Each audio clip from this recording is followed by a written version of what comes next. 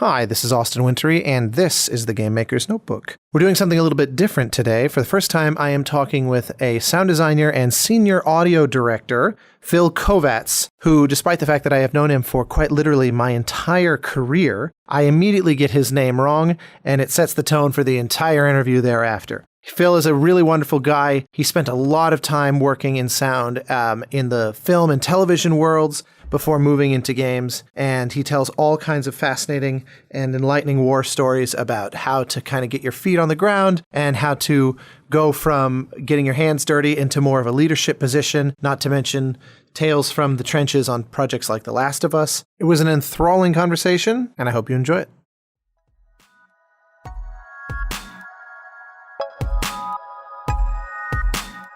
Welcome to the Game Maker's Notebook, a podcast featuring a series of in-depth one-on-one conversations between game makers providing a thoughtful, intimate perspective on the business and craft of interactive entertainment. The Game Maker's Notebook is presented by the Academy of Interactive Arts and Sciences, a member-driven organization dedicated to the recognition and advancement of interactive entertainment.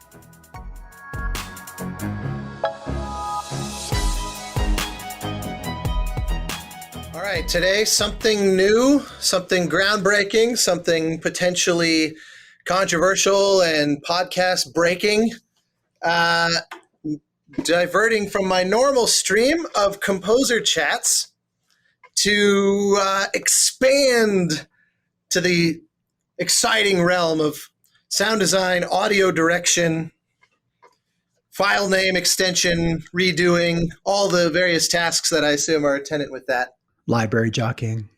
You'll have to unpack that one for our fantastic audience. So Phil Kovats at Sony. Let's real quick. I want to take that again because my name is wrong on here. It's actually Kovats. Did I say Kovats? It's so funny. I think we met 14 years ago. I've never not known your name, and in just the mindlessness of the moment, I looked up to check myself, and I said it wrong. But I refuse to edit that out because I'm a fallible person and make my mistakes publicly. Phil Kovats, present, a long tenured audio pro in the game audio. How are you, sir? I am good, Austin. Now I sound like a jerk for correcting you, and not at all. No, I actually love it. I love, going straight for accuracy. Hey, we believe in a candor with each other. Yeah, we've known each other quite a while, so it's all good. Yeah, well, exactly. That's the thing. I am not above. It's funny. I remember I did one of these in particular. I did one with Will Roget. Seemingly an eternity ago. And it was probably only 2 or 3 times, but in my mind, everything I said, he went, no, actually, I don't think that's correct. And he kind of constantly had me kind of on my back heel. But I loved it. I don't, if I could make one imprint on the world, it would be reducing the sting of being corrected and realizing, it's actually better to be right than to preserve the ego, and you are right by being corrected when you're wrong. It's the beauty of constructive criticism. It's how we get better. So, but that said, I will have my revenge by constantly. I will not call you Phil at any point. You will be Phil Kovats with an enormous amount of emphasis on the Z of sibilance of the S. Yeah, I'll correct you again. Oh fuck, you're right. It is actually that's funny in my mind. It's very Polish looking now that I say that. Or Hungarian. Yeah, it is. I'm having fun with this. I'm going to keep correcting him all the time now. Well, I'm just going to start teeing up mistakes on purpose so you don't know if I'm an idiot or if I'm just a troll. It is funny though how in my mind, I wonder if I even have that wrong in my phone book, or my address on my contacts in my phone, because I swear it's a Z. Are you sure? I'm pretty sure you don't know your name. Pretty sure I don't. It could happen. It's I'm over 50 now, so there's a lot of possible things that all bets are off. Yeah. Well, why don't you walk us through how you just the kind of general, sometimes I do this in a sort of biographical way, and I just say, tell me about your childhood. What traumas are you getting over? Or, it's more about like organically jumping onto a specific title and broadening from there. But in your case, I actually don't know probably most of. In fact, at this point, I'm prepared to say I'll just assume I don't know anything. I want you to take shots so I can correct you. Just make up a backstory. So you grew up just outside of Cheyenne, Wyoming. Actually, very wrong. Yeah. Initially, totally ambitious filmmaker, but found that the audio side of filmmaking was where your heart really, would go pitter patter, and decided to migrate away from there. How am I doing so far? It's completely wrong, but I love it. Yeah. Do you prefer my headcanon, Phil Kovats? I do. Austin. No, it's I actually have no idea where you grew up. So I'm actually a first generation American. My dad's from Budapest. My mom is from Canada, Montreal. No wonder you called out the Hungarian over even my sort of soft read on.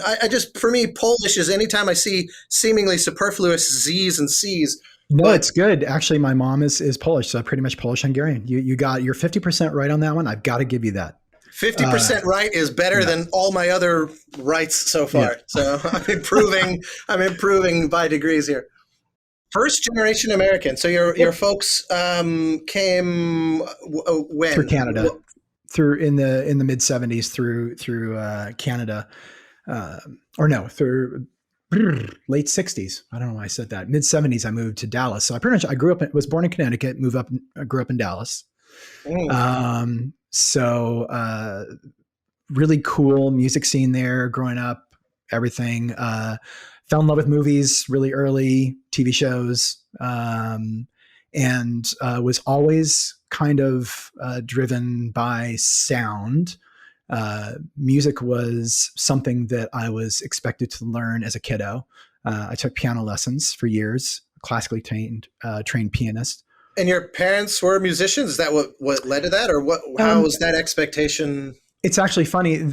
My mom played a bit. My dad was not. But the funny thing is, my dad's mother played with Bela Bartok back in the back in the 20s. She was part of the trio that he was with back then. Holy shit. Yeah. It's kind of a fun thing I kind of learned about later in her life. And I was like, why did I not know this before? This would have been amazing to talk more about and learn more about. Yeah, no kidding. I routinely hold Bartok up as, maybe the top composer of the 20th century. It's always kind of Stravinsky or maybe Copland. There's a few people that sort of vie for that spot, and with good reason. But for me, he is one of the true originals, just absolute monster of a composer. I can't believe to have such a close sort of degree of separation from him. That's incredible. Yeah, it's pretty crazy. So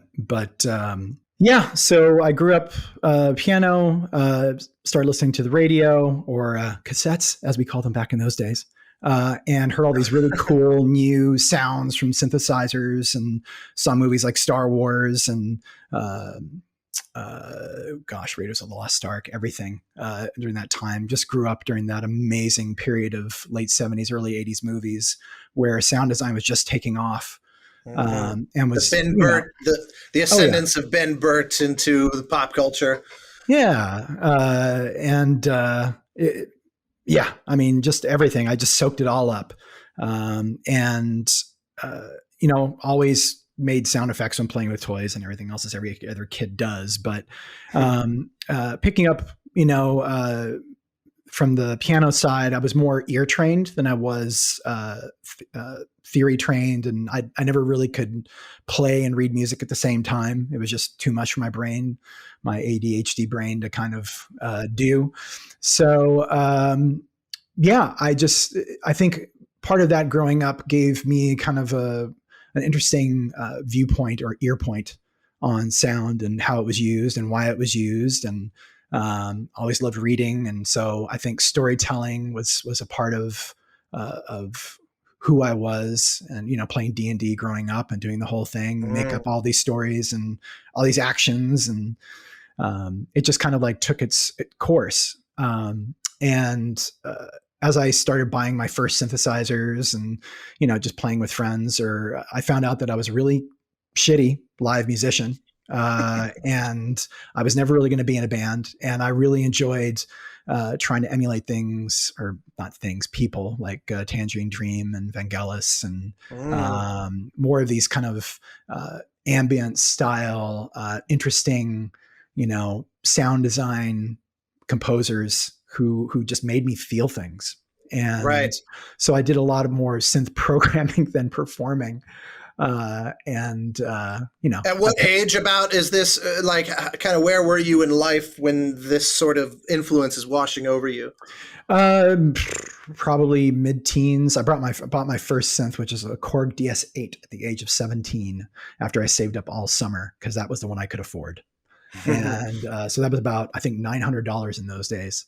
And it's not bad for a summer haul as a teenager. Yeah. And, I think the fact that it was so limiting on its capability was actually one of those interesting things where I was trying to emulate all the things I heard from different bands and going like, why can't I do that? How do I do that?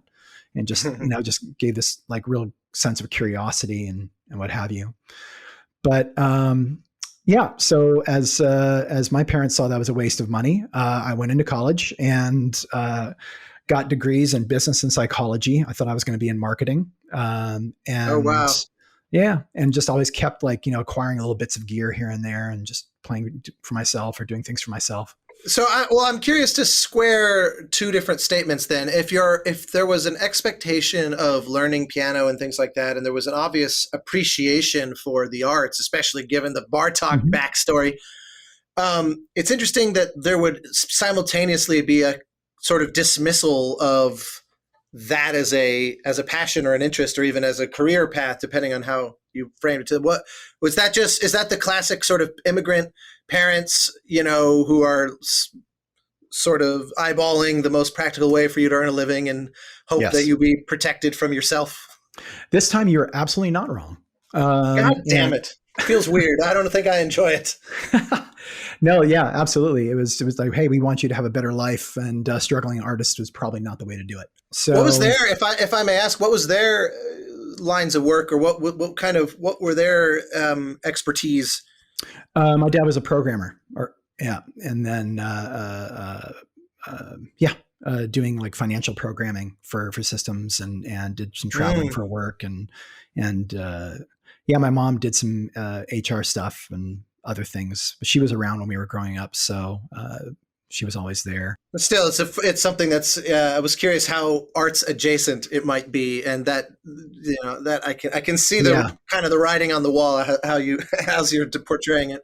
But the interesting part of that, and so just kind of making a little gift in there, is that with my dad being a programmer, there were always computers around, and we always had some form of computer around. And so I was really interested in that, and started doing basic programming and Pascal programming, and I tried little bits of like COBOL and what have you back in the day. But I wasn't, again, being ADHD, not a great programmer. It was a little too much on that end. For me to do, but I enjoyed like all the early games, like the Microsoft Flight Simulators and Zork, and having a Commodore 64 and seeing what that could do, and Atari, and Intellivision was actually our jam.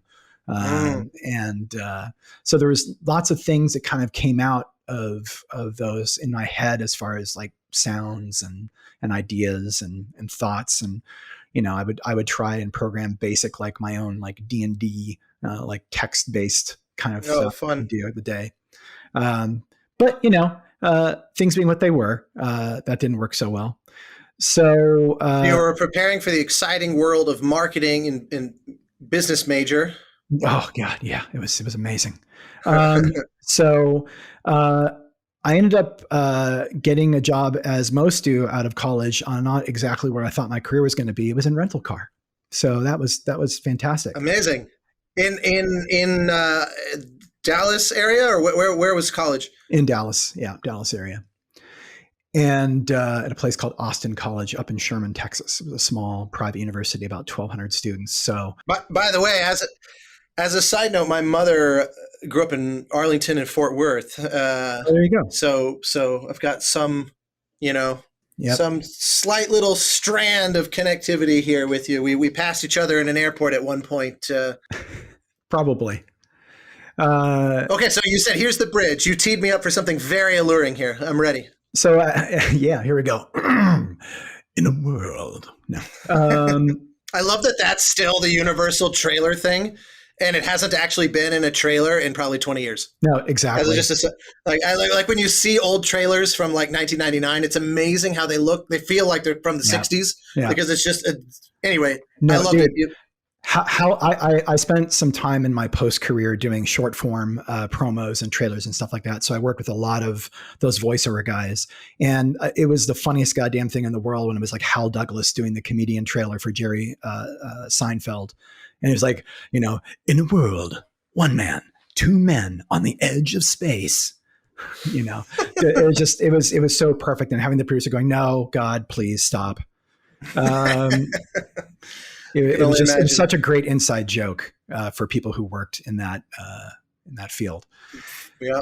But working with Enterprise Rent-A-Car, I moved from Dallas to New Mexico because by that time in 1994, I figured I'd learned everything I could from Dallas and my life there growing up. And I had actually taken a photography course in college in northern New Mexico at a place called Ghost Ranch, which is one of the most beautiful places you can go. So if you're listening to this, if you want some inspiration and just some amazing visual feedback and just the food and the people and everything, New Mexico is the place to go. It just so happened that we were contracted to deliver the vehicles for a commercial company that were shooting commercials up in Santa Fe for cars. And so I met the production coordinator and production manager, I think they were called at the time. And I kind of knew things like about the Clio Awards and stuff like that, about ads, and they were like, how does some hick in New Mexico know about this stuff? I kind of talked about, musical background, and someday maybe I would want to do like stuff for movies or TV or anything like that. And they said, hey, if you want to do that, you need to come to LA. You just need to do that. That's where it is. And so I came to visit LA back in December of 96. And I moved out January of 97. Wow. And just quit my job, did everything, and came out here with a hope and a prayer, as some might do.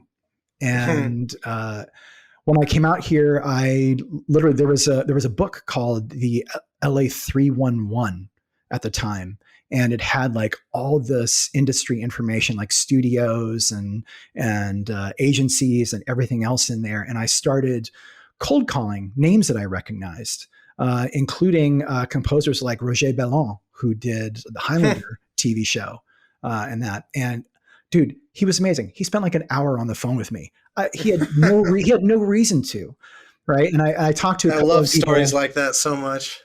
I did talk to a couple other people, some not so great, and I won't name their names. But there were a couple that, impressed upon me that, hey, if this is something you want to do, you kind of need to learn post-production, time code, what the whole process is, what the whole industry is, because there's really something to that, to kind of knowing what you're doing and why you're doing it.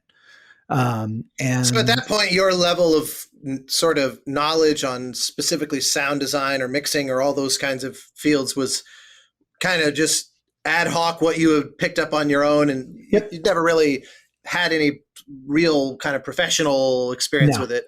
No professional training, no school training, nothing on that. Sorry about my dogs, by the way. We're at home, it's all good. So it's life. So so it is. I love that though. I love because the subtext of that story is that you basically just dove in headfirst with the idea of I'll figure it out. It's like I'll build the plane mid-flight kind of mentality. Yeah. And I get a lot of composers asking for advice, specifically on that subject of, should I move to LA? Obviously COVID injected a kind of X factor into that question, but broadly speaking, a lot of folks say, oh, I want to move, but I don't feel like I'm ready, or I've kind of gotten my qualifications up to snuff to make the move worthwhile. The number of times that I've heard people who have found their footing and found their place, found success, where you realize that they were pretty much bluffing their way through the first 10 steps, myself included. Yeah. It's almost universal. And I just love hearing yet another example. No, it's true. And I think taking chances and being a pro at adaptation is a big part of success.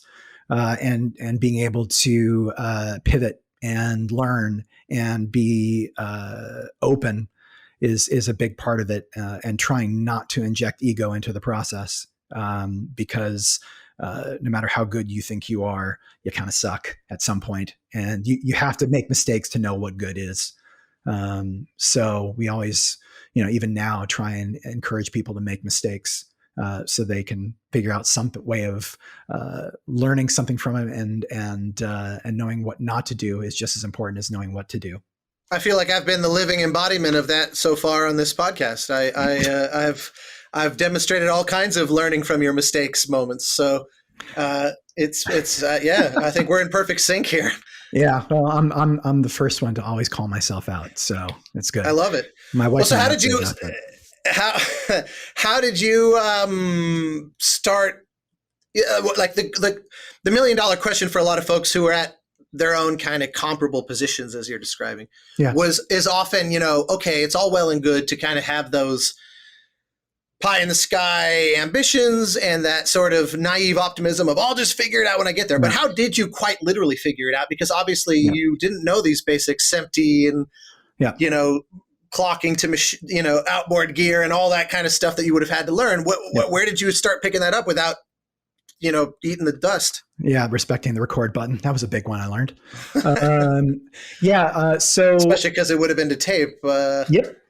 Yep, sure was. So I started with a gentleman by the name of Frank Serafini. They needed an intern to help around the office. I was overqualified. I wanted to learn the business. He had a sound design studio in Venice, California. If people who are not familiar with his name, he's passed now. A couple of years ago, but he was on shows like, Star Trek: The Motion Picture, Tron, Hunt for Red October, Lawnmower Man. He did some decent size movies in the 80s and early mid 90s, and he was known for a lot of things. And part of what he was known for was bringing up talent. And there was quite a few people that kind of came through his studio who went on to some pretty good careers. And I'm lucky to feel like I'm one of them. So, but I think it's safe to say you've had a pretty good career. Yeah, I like to say that part of it is luck and part of it is a lot of hard work. And that's where it came down to, like, when I started working at Frank's, it was all perspiration. Basically, I spent extra time at the studio. I think I slept only a few hours a night. I tried to teach myself everything. Frank taught me some things. Other people who were working at the studio taught other things, whether it was recording Foley or setting up the music room, cable tying and organization, figuring out the sampling. We had Avid Audio Vision, Soundscape, and AMS audiophile machine. And what was the other one? There was it wasn't Cubase. I can't remember I can't remember. Anyway, so he had a huge amount of synths. He had all kinds of recording equipment, and he had a Kima as well, which was really, really fun to try and learn. But yeah, I just spent so much time in the studio trying to learn everything about, like you said, syncing, time code, recording, setting up the mix room. And we did so much stuff within like the year and a half or so that I was there. We did some commercials. We did a couple of films. And did you migrate your way up from your initial position that you were overqualified for and during that time? Yeah. Like, were you able to get your hands really dirty on actual, sound design and things like that? Yeah, I did. Actually, funny story. When you talk kind of like faking your way through it. So we worked on this little independent feature, and there was a gunfight, and I really wanted to do the gunfight because it was awesome. And Frank had this amazing library of stuff that was all on MO discs that go into the emulator 4. That would get played into Avid or whatever. And so I got him to sit down, and he said, okay, after lunch, I'm going to come in, man, and we're going to sit down. I'm going to show you how to do it. I'm like, great. He goes, just pull all the sounds you want. Let's get them on the keyboard and get it to work out. And yeah, he was had this like really kind of, yeah, man, kind of cool voice like that. So I got everything ready, and I was really set up, and I was so excited. And we sat down. He came in and goes, okay, let me see what you got. Okay, did it. Sunk up the 3/4 machine with the scene and goes, okay, now find the first shot. Which one you want to start with that? So he like plays it in with like one note and does his thing. He goes, yeah, now you just do that for the rest. And he goes, okay, I'll come back when you're done. And I was like, okay. I was hoping to get sage advice like layering and context and timing and all these kinds of things, frequency and, how to not step on one another. But no, it was just like, figure it out. And I think at one of the moments that was like great for me because I totally screwed it up. And I think I took like a day and a night to do it just to try and figure out how to do it right. You know what I love about that is it seems like half the time we peel back the curtain and learn how some of these creative disciplines really work. You discover it's 10 times more complicated than I could have ever imagined. And then there's other times where you realize it's actually far simpler than I would guess because the people that are the masters, at least, develop this kind of intuition about you just do this, you click that, and you're done. It doesn't need any more than that. And you just think, I was certain it was 1,000 hours of work. Yeah. And it's like, well, not if you're good. And, yeah. And I love, that it sounds like this guy was really just kind of one with the technique, one with the machine, one with the process, totally fluid.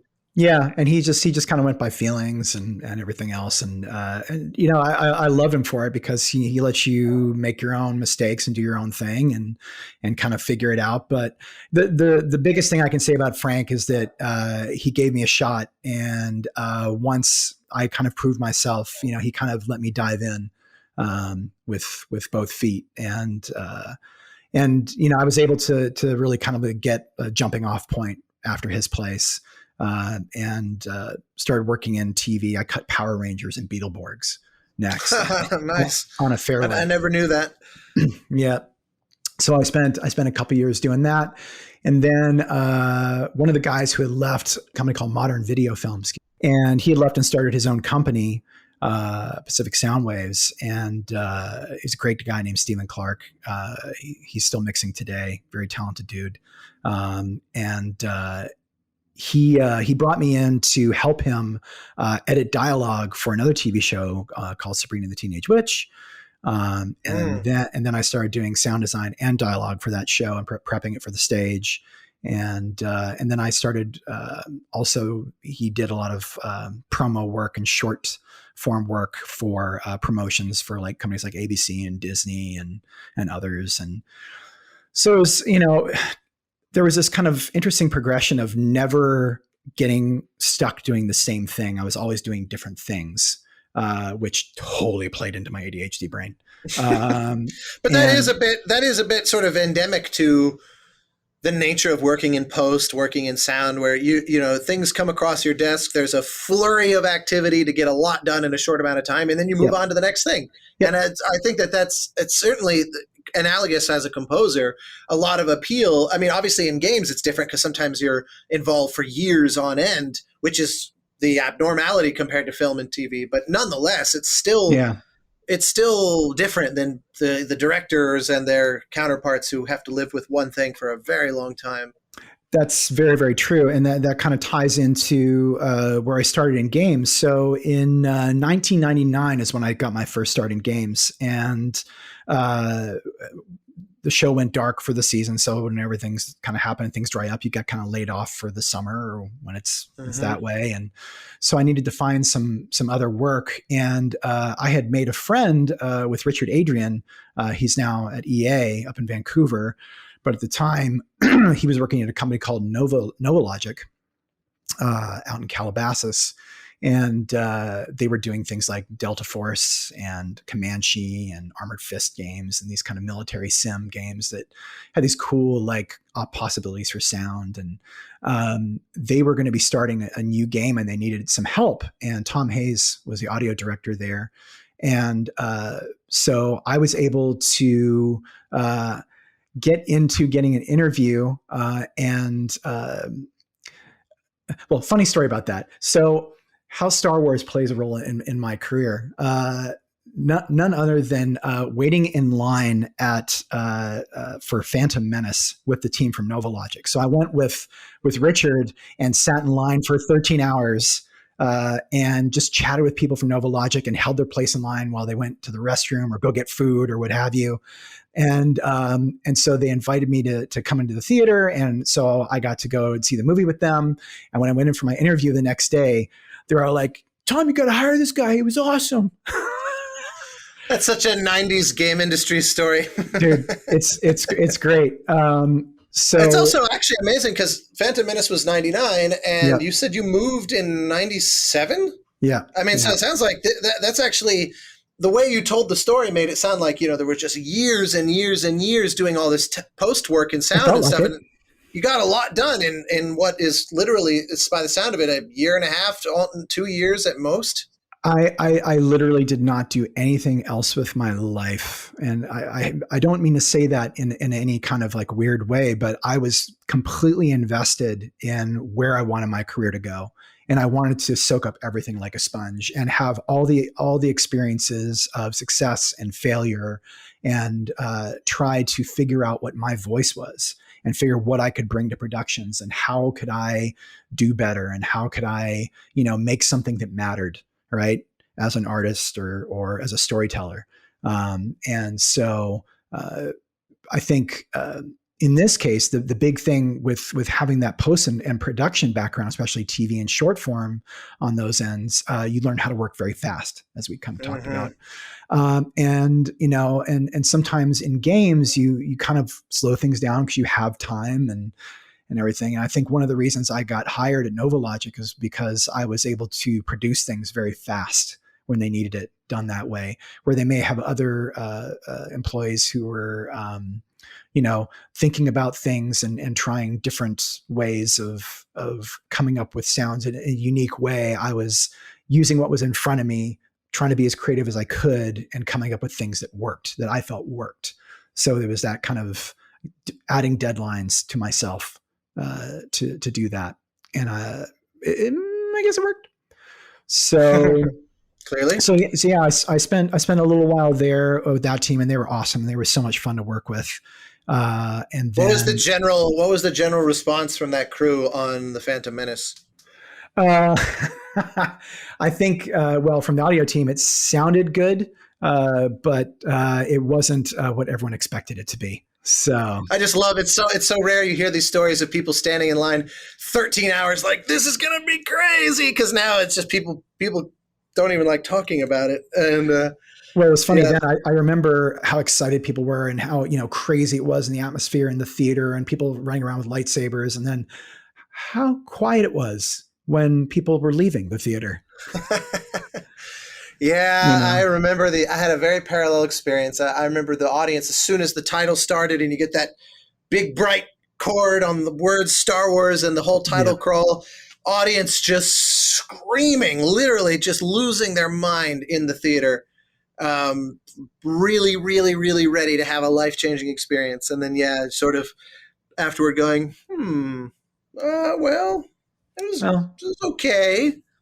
I figured, things are going to be hit or miss, but one of the things that I feel that I have kept to myself is kind of like I don't want to say childlike sense of wonder has not been throttled out of me yet. So I always try and find things that I like and what are they trying to say and just try to enjoy it in the moment. of what it is, and not trying to say, well, what it should have been.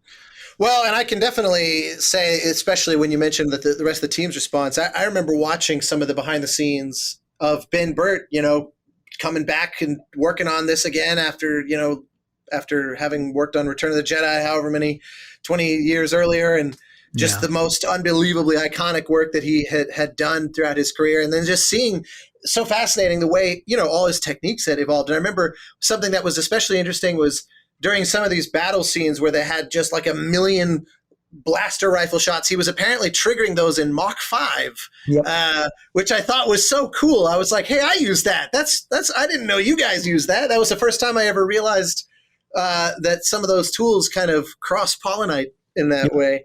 Yep, absolutely. When everything kind of started going digital, I remember seeing behind the scenes too, and the incomparable Matthew Wood was the person who was kind of bringing him into the new decade and showing him all these things, and it was I didn't realize that part. Yeah, it was very, very cool. And there were other things too. Like I became part of the American Cinematheque, and because I enjoyed seeing movies, and one of the presentations they did was an audio presentation. It was like Dane Davis and Gary Rydstrom and I can't remember. It's so sorry. I know there was another person that was in there, but those are the ones that really kind of spoke to me as far as The Matrix and Jurassic Park, how they broke it all down by its elements and how they put these things together. I never get tired of those. Yeah, it was really eye-opening and ear-opening for me. Later on when I was doing some more creature work and more special sound design work, it was always kind of harking back to how do you layer? How do you find these things? What kind of, just Gary Rydstrom, this great bit of knowledge where he's like, hey, if you record something and it's your rice cooker and you have these cool sounds where they're rice cooking steam screams, don't call it that. Call it ghost screams or something else. It's it's about the feel. It's about the story you're trying to tell. It's not about what it is, And so about those happy accidents, that Randy Tom talks about, and, the accuracy and detail work of Walter Murch and all these people did all these amazing work. And I just tried to soak it in as much as I could and try and find, what could I bring to the plate? I don't think I'm going to be one of those guys, but, just, you never know what could happen in your career, what opportunities you have, and, just come at it with as much fervor and artistry and positive attitude as you possibly can. And that was another thing too, is I always wanted to try and be a good person and learn from people and take in what other people had through their experience. Cause I was always working with people who were smarter than me, were older than me, did more things than me. And just trying to be open to those things is a great way to be, especially if you're a youngin' in the industry. Yeah, especially because LA, I moved here in 2005, 16 years ago, pretty much exactly this time of year. And I remember I was moving from New York, and New York, everyone just loved to shit all over LA and say, oh, they think they're so awesome, but the future of Hollywood is in New York. They're building sound stages in Brooklyn, and they're always talking about it like LA's dead, man. It's just, why bother? And there's a lot of this kind of really intense cynicism that's just part of the New York thing, like in Ghostbusters when the mayor says, it's every New Yorker's God-given right to treat each other like dirt. And I think that my experience upon moving here, because it was teed up as though everyone's just bullshitting their way through everything. Yeah. It's all a bunch of posturing and fake personas and blah, blah, blah, blah, blah, all the cliche Hollywood shit. And with virtually no exception, I have found that to be completely nonsense in the 16 years. It's people like you're describing it, the way you talk about how you conduct yourself.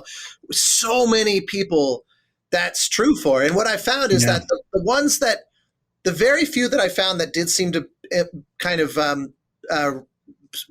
sort of be representative of that cliche fake Hollywood sort of thing, they were always some of the least successful. The most successful tended to be very generous, very creative, really eager to take feedback, to offer their time, to give feedback.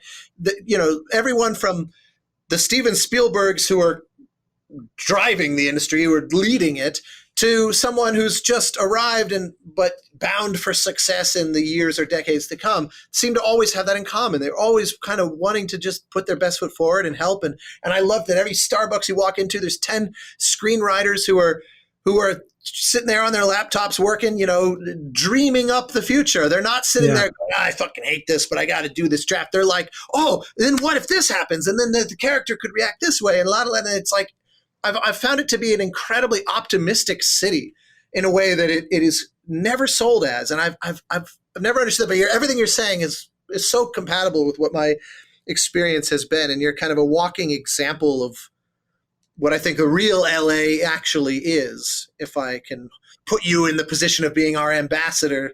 Okay. No, I was kidding. We'll take it. No, it's great. I know, I'll take it. It's true what you're saying. I think a vast majority of the people that I have come across with in my career over these 20-something years have been salt of the earth, right? They've been interesting and giving and open and candid, and everyone tries, for the most part, to do their best. There's always been people where, and you know what, you learn from them too, what not to do, and Absolutely. How to not conduct yourself. Those you have to be open to seeing that side of it as well, and let them make their own mistakes and try and correct them where you can, or try and learn from it. But yeah, I think it's been a really positive experience for me, and I feel very lucky, and that's maybe where I attribute some of that luck. Is I have been able to find opportunities with the right people who are looking for kind of where my skills and priorities align, right? And sure. And so that's kind of the luck part of it. The hard work part of it is always kind of like where the rubber hits the road. And I always attribute that to, and I tell this to my team members these days, is putting yourself in a position where you fail, but don't. I mean, sometimes you should, there's no way you should get out of this. There's no way you should succeed. Everything's kind of against you, the deadline, the tech, something, but somehow you found a creative way, a clever way, an interesting way to make your voice heard, or tell a story, or come up with a solution that creates an opportunity in an interesting way for whatever project you're on. And I think a lot of recognition comes from that, people who come up with different solutions and tell stories in interesting ways. And also just jumping back 60 seconds to talking about the importance of luck, sometimes people interpret the importance of luck as a kind of downer, as if to say, oh, well, it's all out of my hands. But what I feel like the missing interpretation, that interpretation, what it misses, using your story as the example, is like you standing in line with these guys at the Phantom Menace and then getting along great, and then going, oh, you got to hire this guy, and that proving to be this kind of inroad. What to me, when I look at that, I say, oh, yes, how lucky that you met those people when you did, that movie came out when it did, that you could kind of bond with them in the way you did. But the way that you are, hearing just the way you conduct yourself, the kind of person you are, if it wouldn't have been that, it would have been something else, because that's the sort of luck where it's like, if 1,000 people buy a lottery ticket and one wins, there was going to, there's someone in there is going to win, so it's like, you have to play to be in that. And if you play enough times, the lottery is a terrible example because the odds are so astronomically against the ticket buyers. But by way of analogy, it almost works. It's like if you had stood in line with the Phantom Menace guys, the next week you would have done a pub crawl with some other guys, or the next week you would have done,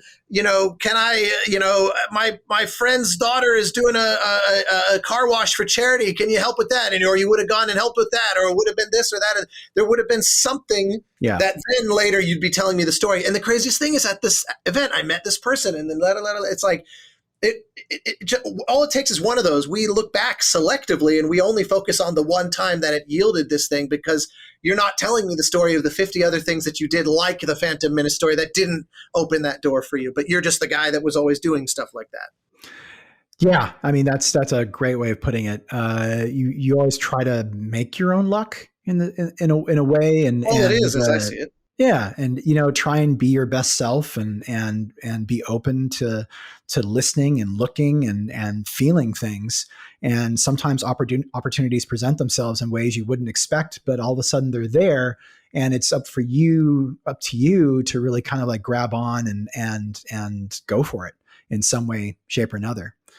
And that's kind of like how I bring it back to it, the career. How I got into games full time was I was working at a DVD company, and a couple of the guys had split off to go to Technicolor in the interactive department, and so I ended up applying and getting a gig with Mike Gollum and Lydia Tone at Technicolor Interactive. And started working on games that may be a little bit more familiar to where I am now, because they were like, Ratchet and Clank and Jack and Daxter.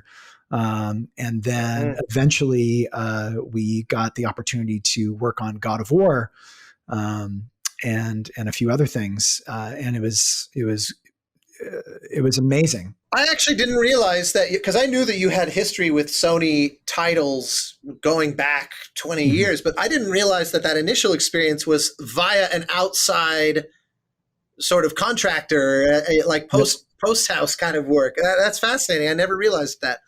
Yeah, it was really kind of cool. In fact, my current boss, Dave Morant, who's now vice president of Creative Arts Group, which I work for, he was, I guess, manager of audio or something on those lines back in 2004, and being someone who's open and generous and tries to do best for his clients.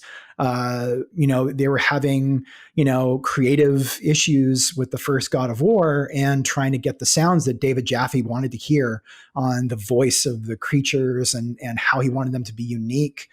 And so we got the opportunity. He came to us because of, our reputation with Naughty Dog and those things, I think, and Insomniac.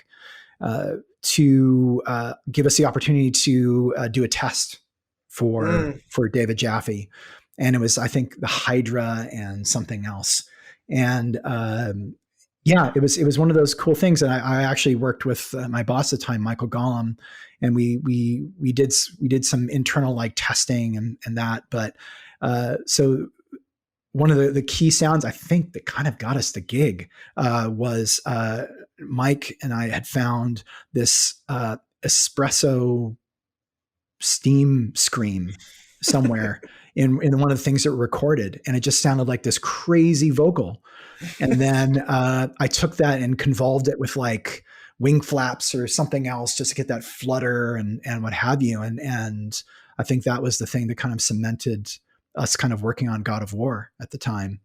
And I love those kinds of stories so much. Just those crazy, the mundane household item that is the most terrifying thing ever through the right lens and processing. Yeah, I think there were a couple other layers that were more expected, but they were hidden and just felt. But yeah, it was just really kind of cool. And so it was great, and we worked with some people who still work with Sony today, like Derek Espino.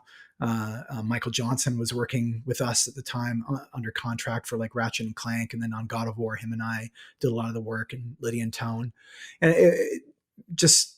we just really had a great time doing this. And then I think Dave came to me at that point in time and said, "Hey fella, why don't you come work for us?"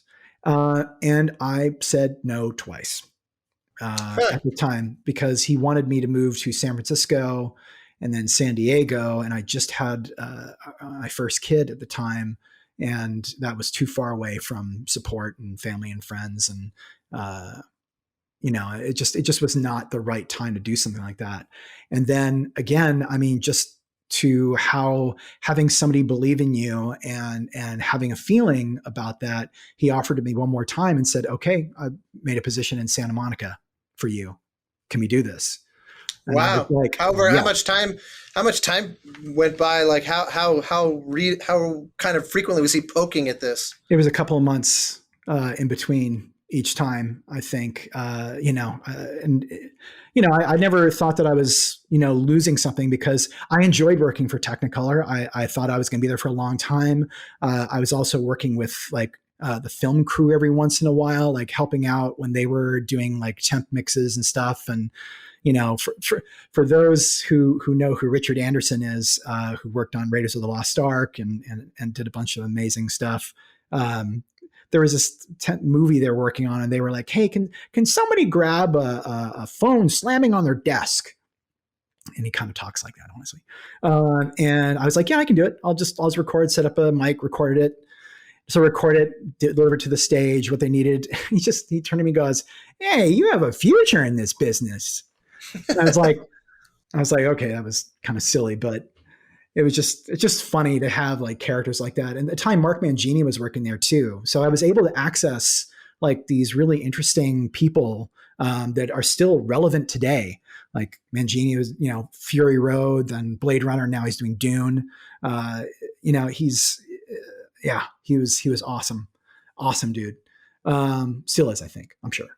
But I get that though. I love, to me, that when you have these heroes that you get to kind of cross paths with and see them just working, and there's something almost blue collar about it, and you realize that they're a genius because of what they've left behind, but they don't walk around with the like golden rings and a giant fur coat like the promoter walking behind Rocky kind of vibe. Like they're really actually. I have a friend who works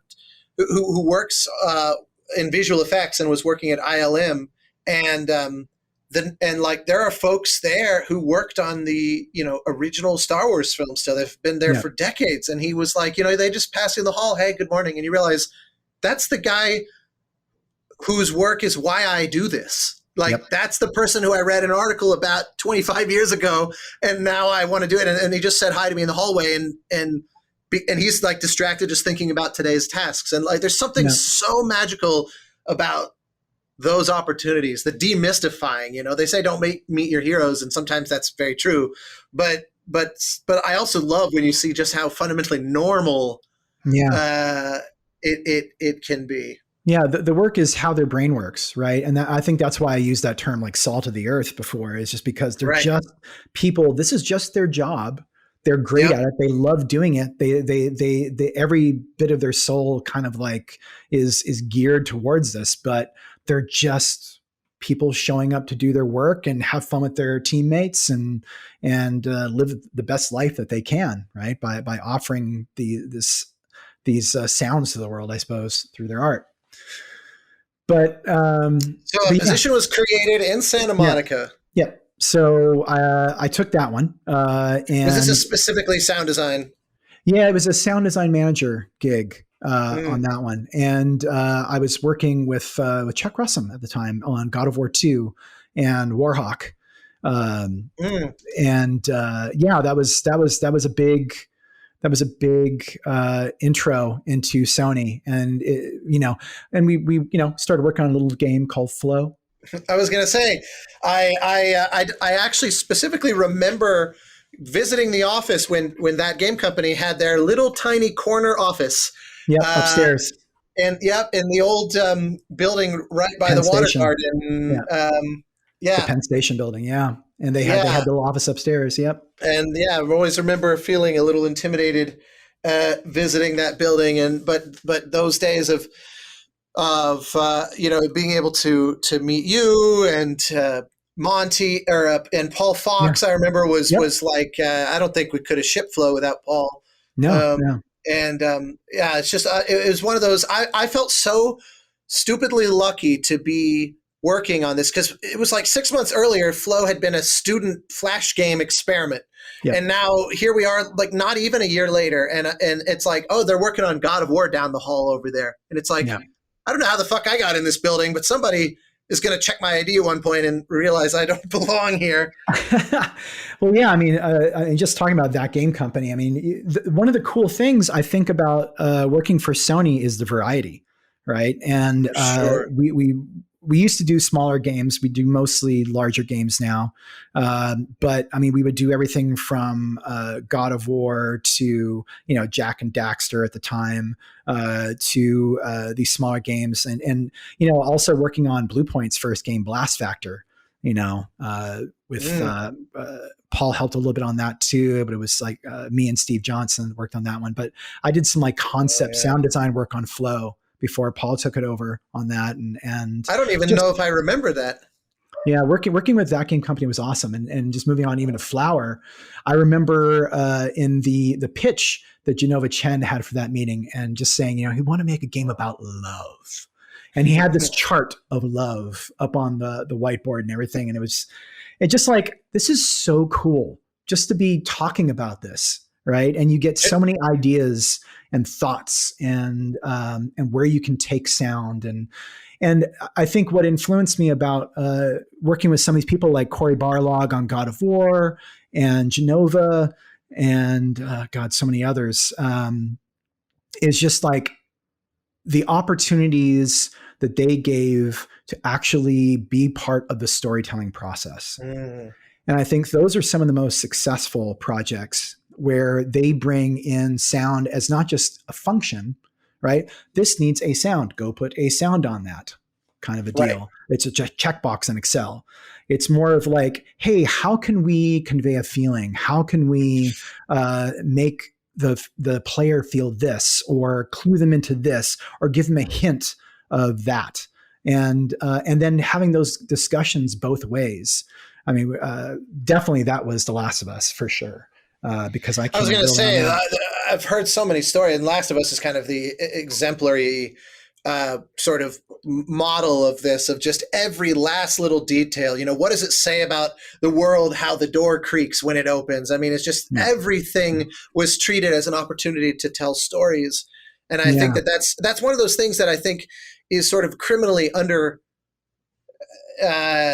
appreciated about how games are put together by like the perception from the outside world. It's why I'm so thrilled to have you here, because obviously we've been fighting the good fight to shine a little light on what composers do and the composer analogies to all this, but there's so much beyond that in the realm of game audio that we rarely get into here, and that even within the industry, but God knows outside of it even more so, just the thought about how much goes into every, footsteps. And like on, to jump ahead a little bit, but on Last of Us 2, there was this fantastic thread that went a little viral on Twitter about Ellie's dynamic breathing system, and the sound design, and how it was sort of tracking to the larger game state relative to combat encounters and all that. And it was like just the sheer amount of work on something that you're really not supposed to directly be listening to. It's supposed to just be that lizard brain absorption of the emotional impact. It was just so inspiring. I don't mean to yank you all over the place, because you're doing a wonderful job stepping through this kind of iteration of titles as we get closer to the present day. But you got me excited. No, I completely agree. The murmuration system, they called it. I mean, okay, let's talk about that for a minute. How does that stuff happen? How does that stuff come about? And I think one of the interesting things about sound design and dialogue and all these kinds of things that we do besides the music, the thing that maybe sets that apart is we touch every system. We touch everything in the game.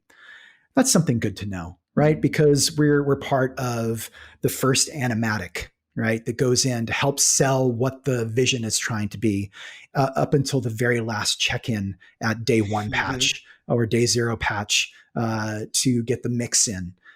So we're touching everything from animation to AI to effects to cinematics, to every little bit. maybe not lighting so much, but I'm sure there are. And if there's comments in here, please tell me if you've added any sounds to lighting systems. This would be awesome. Besides just like fall off things, but I think that's knowing that we have that, and knowing that we have to do that to get our job done right, especially if we want to help create. I think audio team members that are successful and games that kind of put audio forward in some way have this innate understanding that collaboration is where it's at. You have to be able to collaborate with the team members. You have to not only collaborate by being a good teammate, but by showing them that by great audio, their art could be better. So well said. There is an education and an understanding that has to go into that. And that needs to be part of who you are to be successful, I think. It's so true. And it's funny because, this kind of only peripherally related to that, but I get asked a fair amount by younger composers who are, just coming out of school or just maybe shifting from a different career. And often there are plenty that are like diehard obsessed with games. That's what they want to talk about. But there's always a good half of them, at least, that say, I basically just want to work as a composer. I don't really care which field it's in. And they say, I'm not really a gamer. Do I really need to be a gamer to find work in games? And I always, and what you're saying kind of speaks to that through this sort of peripheral means, because I always say, look, technically, no one has ever asked me if I'm a gamer, like as part of a job interview kind of a situation, or like if someone's meeting with composers or we're in the early days of planning a project or something. It's never once been the thing that they ask, probably because they just assume I am. But also you can tell, you can read that off of somebody where, their familiarity and their excitement with these systems and the way the games are put together, and this understanding of, I'm not just slathering music up against moving images, but I'm actually kind of snaking into this almost living organism that has a lot of moving parts. It's actually more like a clock than a living organism in many ways, where you really want to know, how do I avoid gumming up the works over here? And how do I make it run more smoothly over here? And how do we just kind of add something compelling, knowing that it's moving, and it is not, it's not even, it's so makes film look quite simple and nonchalant by comparison, because it's like our time code in point is here, our out point is there, and it happens the same way. That's really all we got to worry about. Yeah, It's I always say, there's no you'll always have at minimum, you'll have a competitive disadvantage from those who are actually passionate about games, because that collaborative atmosphere I have found always to be, that you're describing, no one doesn't. I've never met a team, maybe this is just the nature of my experiences, but I've never met a team that if I lean in and say, hey, you mind if I come to your stand-ups, or do you mind if I am a fly on the wall during your reviews with other departments? They always get excited about that, because the collaboration and the opportunities that opens up for pushing those boundaries everywhere it's always appreciated. It's always sought after. It's like actors preparing for a role to understand what their motivation is, or where their character footprints are, and trying to think about what can they bring to the role that's different, or what shading can they bring to the character to make it their own. It's kind of the same thing. It's understanding, because you will have to build systems, right? You have to get something done correctly in a technical way. It's just who we are. It's what we do. The technology informs their creativity, and the creativity informs the technology, and there the twain shall meet. But it's something that you don't have to be the most technical person in the world, but it's great to have a fantastically technical person on your team who understands and how to put these, more, esoteric concepts together in a real way, and, engines can be engines, and it doesn't matter what engine you're in, but, you're going to have to put together a Foley system. But what are you trying to convey? What's the feeling of the character? What's the depth of the character's place in this world, and how do you want them to be presented to the player? And I'll just go back to The Last of Us again, because I think, and not because it's recognized, but I think I feel that I probably had one of my best experiences, hardest experiences for sure, but best experiences making a game on The Last of Us, because Are you specifically singling out the first one when you the say first that? one. Yeah, the Yeah. first one. I had started on the second one, but we moved into doing Uncharted 4. And then Right. after Uncharted 4, being on The Last of Us Part 2 for a bit, I ended up going back to Sony to run the group, Yeah, the sound group. So I was gonna ask about that pivot, sort of internally-ish, but I didn't want to interrupt. But continue about The Last of Us. no, so you know. Well, it kind of leads into that. I'll lead into it that way. So I was with Sony for a bit, and then so you were talking about Paul Fox before, and he's just an amazing like sound designer and just technical and thoughtful person and just a good person living in New Zealand now. He is, yeah. And working great. But so he worked on my team, and so after Warhawk and those games and kind of doing some external stuff, he ended up going to Uncharted 1 and helping out Bruce Swanson and his team over there on that game. And so after Paul had moved on to something else, Uncharted 2 was available. And Bruce and I had been close since like 2004, the audio lead at Naughty Dog, when we were working on Jack and Daxter together. He's one of the funniest freaking people in the entire world, and just a mentor. He also came from Post, so there was a lot of things that were somewhat similar and very different, but just I loved working with that man. So things coming up as we were, God of War 3 was ramping up. We had hired a lead for that, so I didn't have to be as involved. I wanted to get my hands dirty, and situations were correct. And so I went on to help out Bruce on Uncharted 2 as being kind of the principal sound designer on that game with him and his team there. And we had a freaking blast. And that's when I learned that they were kind of splitting into a multi-title studio. So after Uncharted 2 and after God of War 3 shipped, they were like, hey, we're doing it. Do you want to come on board? And I said, yes. And at that time, as been previously recorded, so this is not any crazy news. I think they were thinking of doing like a Jack and Daxter 4, like a reboot of Jack and Daxter time. So I was actually really kind of excited about that, while Bruce was kind of moving on to Uncharted 3. But once I got there, I found that they were not doing that. We were kind of working on Uncharted 3 together for a bit. And then one of the co-presidents, Evan Wells, said, hey, Bruce and Neil Druckmann and Bruce Straley, they want to give you the pitch on the game that they're working on. And want to see what that was. I think they had given it to Bruce too at one point in time, or they'd given it to like the leads team before I got there. And so I got the pitch of the game, and I was just like, boom, just blown away by what they were trying to do. And it's a bit different than what ended up shipping, but there was a lot of core stuff that was there, and the characters were there, and the motivations were there. But just as you go through a game process, you figure out what changes, what works, what doesn't. Of course, yeah. But I was blown away by that, and I was totally. I had like this whole idea in my brain about what we could do, and coming up with terms like hopeful melancholy, which I think Neil brought up to like Gustavo when they interviewed him for the composer gig. That wouldn't surprise me. And it was just such an interesting process. And what I really liked about The Last of Us was we could create a new world in a new way that hadn't been done before from a new point of view. And when I say a new point of view is we knew that Joel was going to be the main character of that game.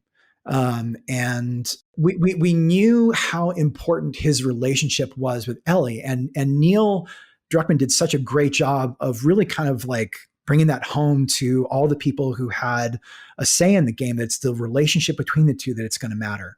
And how can we elevate that relationship? How can we invest into it, and how have players invest in that relationship in such a way? And so a lot of my thinking went into how do we go from just a player experience into more of the character experience? And it shifted in my brain when I thought, wait a minute, Joel's an old hat. He's been through this before. He's gone through everything, seen everything. He's not a great dude. He's not surprised by anything, but this is all new for Ellie. So the sound of the game should follow the arc of what her emotional state is at any given time. So if it's beautiful, it's really beautiful. If it's horrifying, it's really horrifying. And if it's violent, it should make you sick, kind of a thing.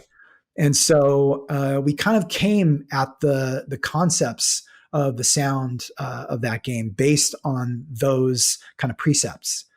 And I think that really kind of like helped us stay like very grounded, very careful about what we picked, why we picked it, and how we put it in the game. It's funny. I remember working with Steve Johnson very closely at that time when we were working on Journey. And he was, I think, kind of bouncing back and forth between the two. And I remember he always was so grateful when we would work on Journey because it was so just like gut wrenching. And like you were successfully doing exactly what you just said. And like, let's make this as visceral and kind of powerful as possible. And I remember it really took a lot out of him because he was obviously, he's unbelievably good at what he does. And so it was like, there's just nothing left. There's nothing left for me to give. I'm draining my soul. Not in the bad sense. Like I am leaving nothing on the table here. And so it was sort of pivoting to Journey was like this sort of Zen garden reprise from how visceral that project was. I remember, and it's funny because I didn't know exactly what he was working on. He was kind of honoring his NDA to the best of expectations, and saying, well, there's a project and it's got some violence. And at the time I didn't know exactly what he was referring to, but it was clear that there was no stone being unturned. I mean, it was always very impressive how just intense it was teeing up to be. Yeah, Steve was a great partner at the time. And I remember exactly this, like we would call it, his time with Journey is more of a palate cleanser. That's the word I was looking for.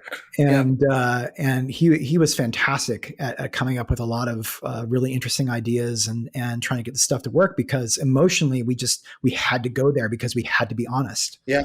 And I don't know if I've talked about this before, but I mean, my kiddo at the time was 6 or 7, my girl, and I actually had her be the temp voice of Sarah, the daughter in the house. And when she's going, "Daddy," and this whole thing, that was my kid who was doing that. And so it kind of, in a weird kind of sicko way, it kind of helped me invest more in the character and what Joel was doing and how we presented the horror of the opening of the game. So, and I got to know Troy Baker a bit too when we were doing this too, and him and I talked about how rending that doing that scene where Sarah dies in the game. Spoiler alert: game's been out for a long time. It's also the very opening of the game. Yeah, so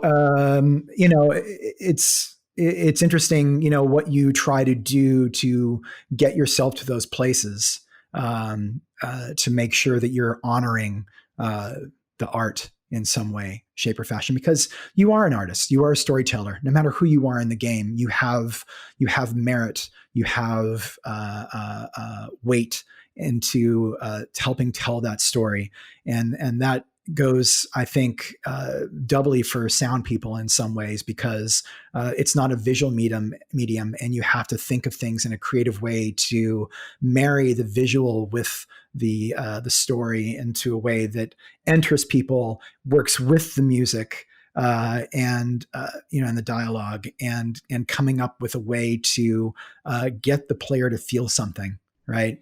Yeah, it's so funny. Just as a little mini tangent off of that, a few years ago, I did a kind of elaborate stage production type thing with Troy, and we needed a young woman to kind of play off of him on stage, and he recommended Hannah. And so it was their first time working together, basically since shooting that scene. Other than the one little kind of, there was like a live reading event of reading through the script highlights in Santa Monica, at one point that had been a couple years prior. but it was the first time really acting together kind of for real. And I remember she came when we were doing kind of a workshop reading, and she came and she was like 18.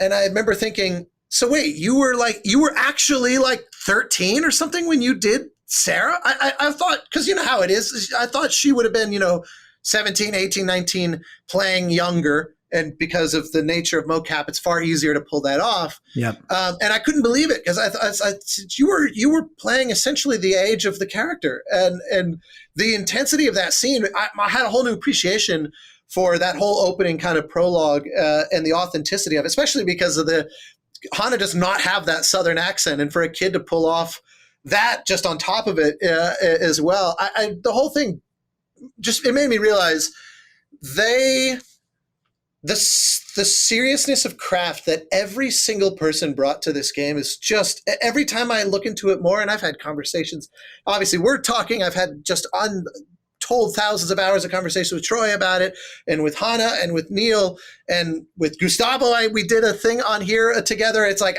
every time I look at it from a new angle, I just find 50 more things that blow my mind. It's just that game, it's just no one half-assed a single pixel or a single, 1 out of 48,000 per second sample of audio. Like it's just marvelous. It's total full ass. Yeah. It is a full ass production. It's a full ass production. Yeah. And so what I love is that it seems like everybody was so just intrinsically motivated to give it that too. It's not like Neil and Bruce and everybody else are cracking this oppressive whip saying like, God damn it, give us more. I mean, they're probably, certainly motivating leaders, but it seems like everybody just wanted it, just saw what it could be. No, there are amazing stories of, designers working with Neil and Bruce, coming up with new ideas that they had to pitch, which changed the game. I know people have talked about before about carrying Ellie out of the hospital was not what was supposed to happen at all. And one of the designers literally did a full pitch on that with them to say, this is how it needs to be. There has to be that parallel. Right. And that spoke to Neil, and it spoke to Bruce, and it spoke to everybody on that. And, I think just the way we approached that through audio, basically, leaving the music up, turning almost everything down, but putting it through reverb, except for Joel's vocal, and having that sense of focus on that through that moment, just we were all invested in that change, all of us. And that was something that I think showed on that bit, that we were, I think, so proud of on how that came together. I mean, it's that and literally every other part. No, we were very lucky to have a game like that and do it. But I think, again, I think the luck is the title. The luck is having good people working together, but then you work really hard together and you fight for what you believe in. And you work tirelessly. And I mean that physically and literally and figuratively, to have your vision uncompromised in some way as much as possible. Because, making games is hard work, and audio is one of those, is inherently a post-production process. So it usually comes later when everything's done. However, you can do the best you can to be as parallel as possible. And we're always finding new ways of working with teams and helping them find strategies to be more parallel in their production process. So there's more buy-in on an earlier time to cut down on any type of crunch at the end as much as possible.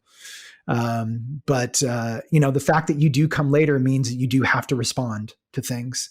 And so to try to get that ability to have that understanding and how do I want to say, backing when scheduling the game to where they understand what you need to do, how you need to do it, and getting the time that's required to get it done right is important for audio. That's one of those things that I think Sony in particular, like I've just always marveled. I joke when I talk with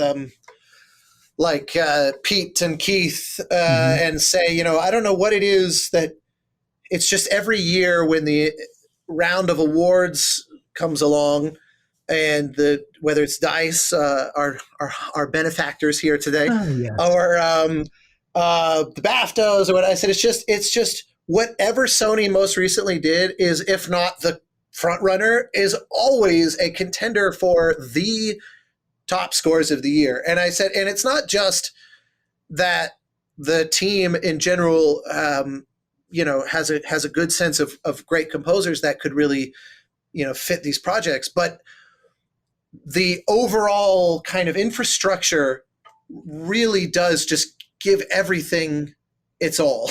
And it never fails to amaze me. Like, because what you just said that kind of got me on this was when you said, give us the time to do it right, and it's not just about, can we deliver tomorrow, but can we deliver something that, might outlive us, like that can be a thing that people would want to go back to and hopefully revisit and get something meaningful out of, and maybe discover new little hidden surprises in for years or decades even, know. And I just find that sentiment seems to be something that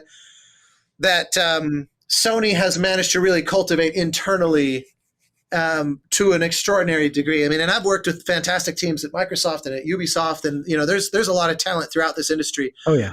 But there is something about the kind of Sony ethos that I've always marveled at. That, and it's not meaning to. I really don't mean to sound like I'm sort of, trying to butter you up here, or I'm feeling toasty. Yeah, exactly. I was trying to think of the most SFW descriptions, but but it's true. I mean, I've just genuinely, it's been one of those. That's why I consider myself so insanely lucky to have worked with Sony when I have, because I'm also just genuinely such a fan. Like it's like I've always, whether it's recently with Ghost of Tsushima or anything, it never fails to amaze me. Yeah. The detail down to the smallest little parts of the sound and of the music and of the mixing. I mean, just the sheer amount. Talking with Keith, when the recent God of War, like 2018 God of War, it's like just hearing about weeks of mixing. And it's like, there's so other few studios that even can do that. Never mind would prioritize that much time just on an audio mix. It's kind of like, well, just get all the assets in game and we consider that a win. Yeah. Well, I mean, I think I can't speak for a lot of other studios, but I think that's over the past couple of years, that's been a recent occurrence for us, as we've kind of like proven what we can do at that time and moving the needle with what matters with that time. And first of all, thank you for that. I am incredibly proud of every single studio at PlayStation Studios and the teams of audio that they have and what they bring, and the artistry and understanding and technical excellence and what have you. Literally everything from the platform R&D people all the way down to the implementers at the studios. All, I mean, pardon my French, but give a shit. Right. And it's, I didn't know you spoke French. That's cool. You're a man of so many talents. Oh, merci, monsieur. No, but, it's an interesting thing because I think it's about investment. It's about culture. It's about being able to motivate the teams to try and do their best and give them the opportunities to do their best work. And so my role now as that sounds right, Senior Director of Sound for Creative Arts is I work with all of the first and second party studios with my team to learn what they want to do, learn what makes them excited, help them focus, help them get support in any way. That could be just from coming in with a technical and creative assessment to where we can help, them through their milestones and give them some pointers or ideas or just, camaraderie on that end, all the way through full, being the team from soup to nuts on the games. So, we have a kind of a unique viewpoint on things too with this team. So we work with studios who may take 2, 3, 4 years to ship a game, but we're shipping, as part of our team, we're shipping multiple games a year.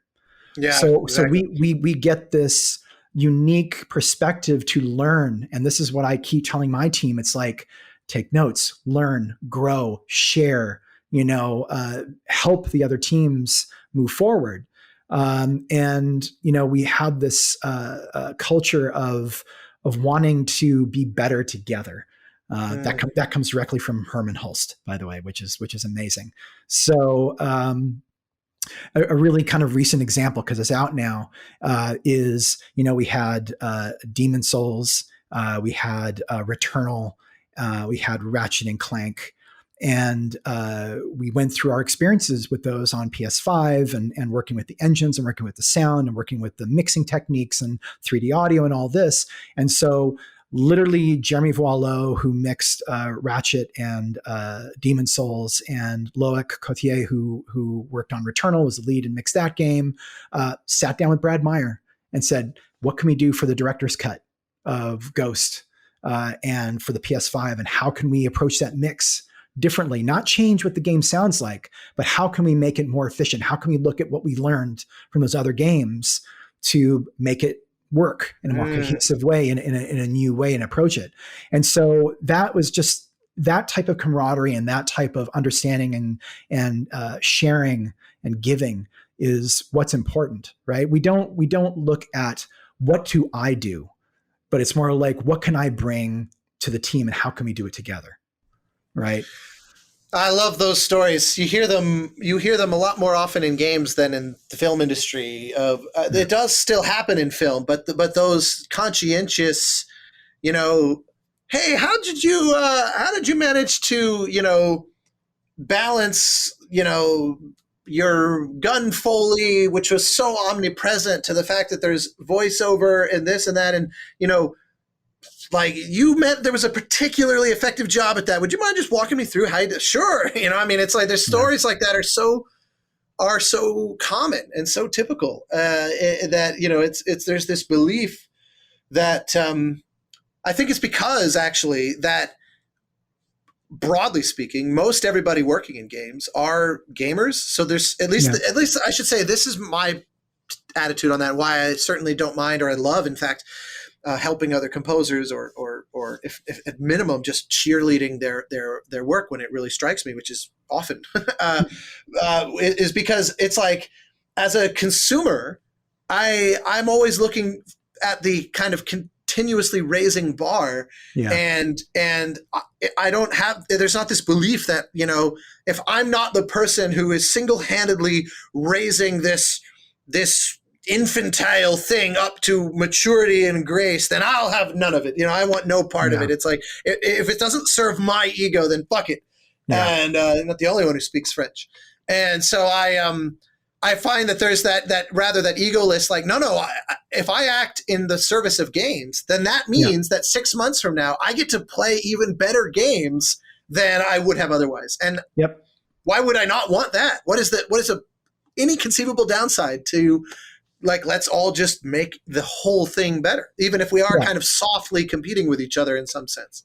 Yeah, absolutely. I mean, it's not, I'm not doing the work anymore. As I like to say, I talk about talking about doing the work. Right. And I try to inspire and give my team the resources and latitude to work and encourage the teams that we work with, whether it's, Kojima Productions or Sony Santa Monica or Naughty Dog, when we, work together, and those are we're still family, as far as Naughty Dog goes. So, or even new teams,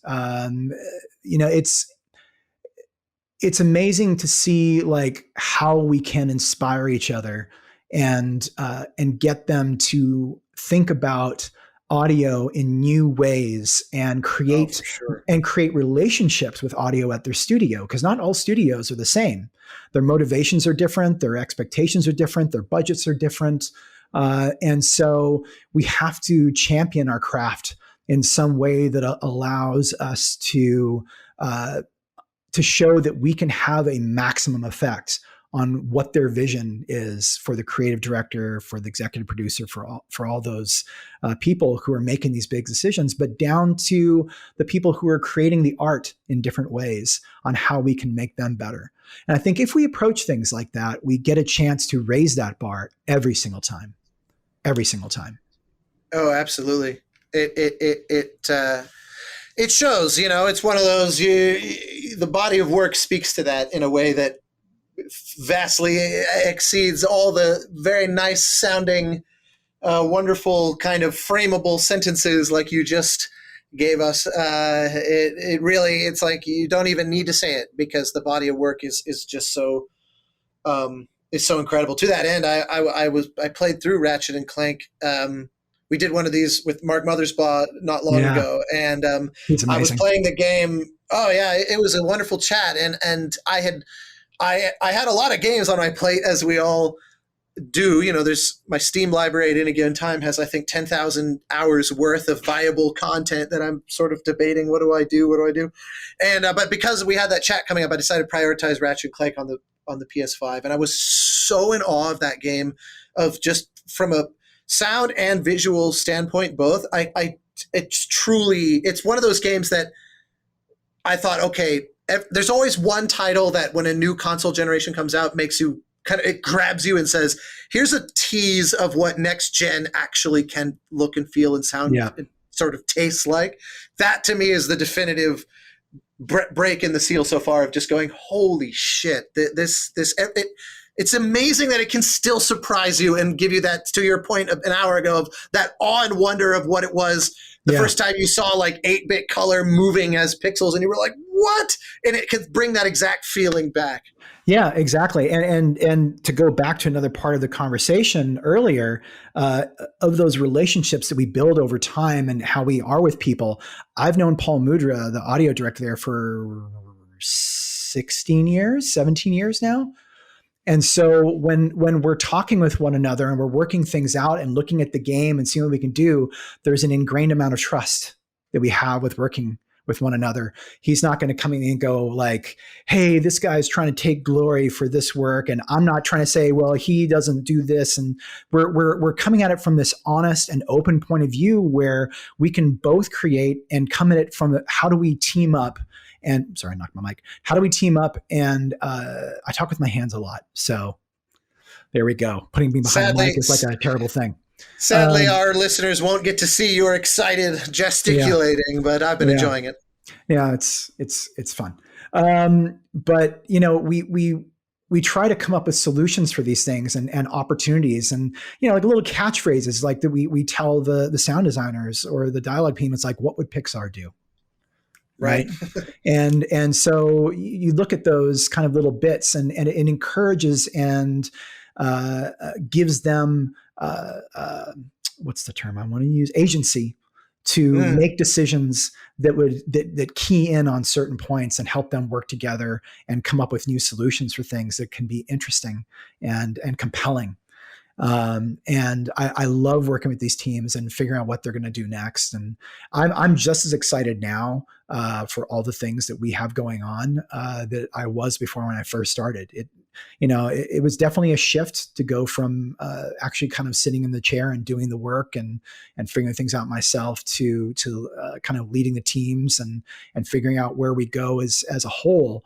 But it's been an amazing experience to kind of see what we can do together and figure out like what are all the nuances and sameness that we all kind of all the same issues that we have to figure out just in different ways, right? So or challenges we can overcome.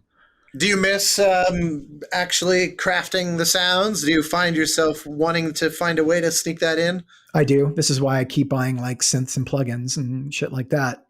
So I'm setting up my home studio to be a more creative place. I'm working from home now through the pandemic, and I have a functional office at the moment, but I'm going to try and make it a more creative space where I can take some time and do some of my own things, probably leaning more towards like music or creative sound design projects just to keep my razor sharp in some way, but I'm not going to bottleneck anyone's work by trying to achieve or even do one thing for them. So I got to figure that out on my own. But I do love motivating and facilitating people to do their best work. I didn't think I would as much as I do, and I really, really do.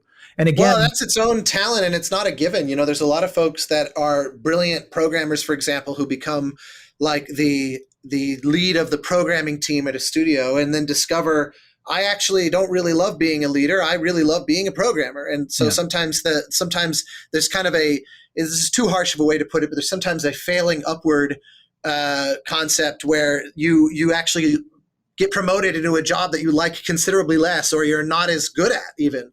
Yeah. So that's wonderful to hear that you've personally, it certainly seems like it from the outside that, you know, obviously I don't know the day to day, but just seeing your work and seeing if only what you put on Facebook at regular intervals, it really seems like you've taken to it and you've flourished and you've loved it over the last 10 years or so. But it's nice to hear that you actually do love it more than you even would have guessed you had. Yeah, it's a definitely a motivating thing, and seeing people succeed and seeing how they're growing and focusing on development and creativity and, you know, and collaboration. And I think, you know, those are all catchphrases in some way, but if they're used the right way with these complicated games that we're working on, you can create amazing art and great opportunities for incredible sound. Well, I have just one last thing I'd love to get you to touch on, because that really honestly would have been the perfect note to end on. And there have been already several that would have been perfect notes to end on, but I'm a greedy and insatiable person. And so because of the novelty, because you are breaking the seal, jury's still out on if this sets a good precedent on, you know, future audio directors or sound designer types. I'm still unsure how well I think this has gone, but I am curious on if you have this is a question I don't normally ask. It usually kind of comes up naturally if it does, but just because of the freshness of this perspective for this podcast, what advice for those who are sound designers specifically? It's just since we're always preoccupied with music when I do the show. I'm curious what kind of advice you find yourself giving, because you must find yourself hit up for advice by young sound designers or people who are trying to land that first job at a place like Sony, or they're fresh out of school. And I'd just love to hear your thoughts on how to help steer those folks as they're just at the starting gate. Blossoming. Yeah. Thanks for that, Austin.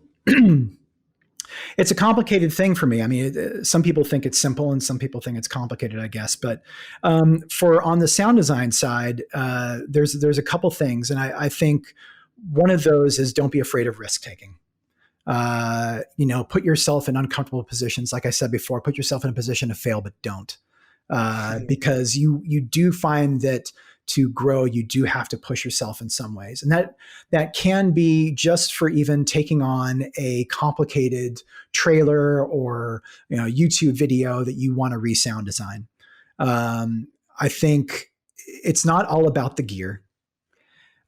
For me, and when I look at reels and I look at tests for who we're looking to hire, the first question I ask myself is, do they have taste?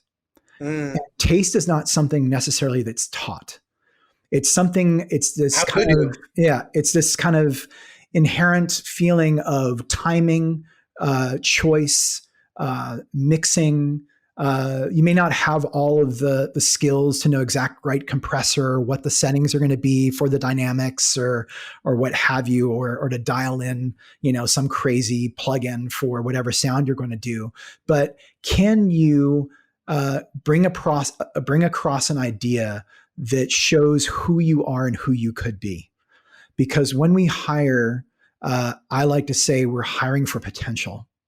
We're not necessarily hiring for who they are or what they've done, right? You can inform us, and it should inform you, but I always use the royal we, but personally, I look for potential on what they could be. How can they fill in a certain need, or what could they bring the team? What viewpoint could they bring the team? that we don't have, or an interesting thing. So I think for aspiring sound designers, working on your craft is a big part of it. Don't get hung up with the coolest plugin. If you have Logic, use the built-in plugins. Learn how to use them well. Those kinds of things are important. Libraries, same thing. Libraries are expensive. If you can't do libraries, get a cheap recording device. The most important mic is the one that you're using. Don't get hung up on the most expensive or the thing that everyone's talking about online.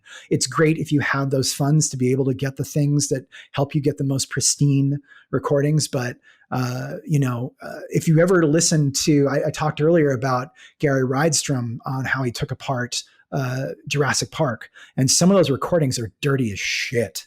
But the thing is that they know how to use them. They know how to layer them. They know what works, and they take chances on these things and putting things together that you don't normally hear. So I think experimentation, look for happy accidents, being at the right place, the right time to get the recordings, try different things when working in your DAW, where you try and layer things together and try and have some sort of unique voice that allows you to be you, right? You don't necessarily have to sound like anybody else. But I think that's really what it comes down to. As I said, it's complicated. It's not an easy, one note thing. But if I did have to come down, it would be work on your craft, and show us who you could be, who you are. I think that the two kind of primary bullet points that I take away from that of you're looking for taste and also work on your craft. To me, those go hand in hand, because somebody who's loaded with craft and really understands their techniques and the tools, and they have a real strong technical ability, will be able to express their inner voice without getting lost in translation. It's like you can picture in your mind the most fantastical thing. I remember there was a quote. I've never been able to determine if this was a real quote, but there was a quote from Debussy where he said something like, I can hear this music in my head, and then I have to struggle with quarter notes and eighth notes on the paper. And that, I think we all have that problem. You can picture this thing that seems just gifted from the universe itself. And then if you don't have the technique to actually make it real, there will always be a disconnect between your imagination and what you actually create that other people have a chance to listen to. And so the better technique reduces the sort of noise that is interjected, or the friction that comes from that translation from the inner to the outer. And so to me, it sounds like you're really looking for both of those in tandem, which to me seems. Yeah, because I think even throughout my career, I've used my voice to temp in a lot of effects, because I'll have ideas in my head, and it'll be funny. Like I'll have different sound designers going, "Do that again."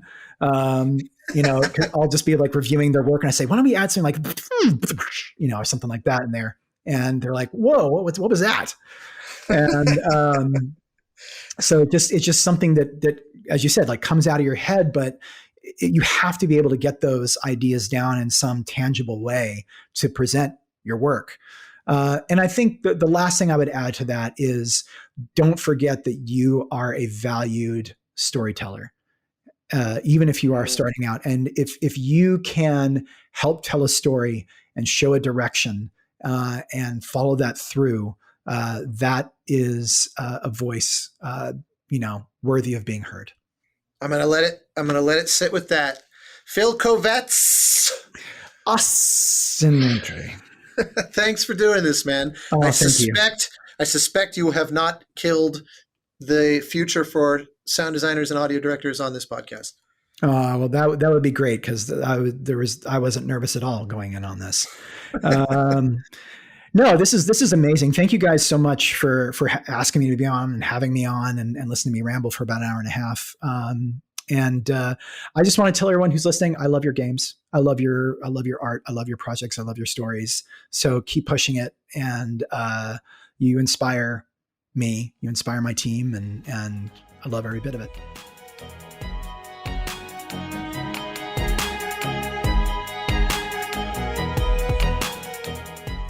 Thank you for joining us for the Game Maker's Notebook. For more information on the Academy of Interactive Arts and Sciences, our podcasts, and our other initiatives, please visit www.interactive.org.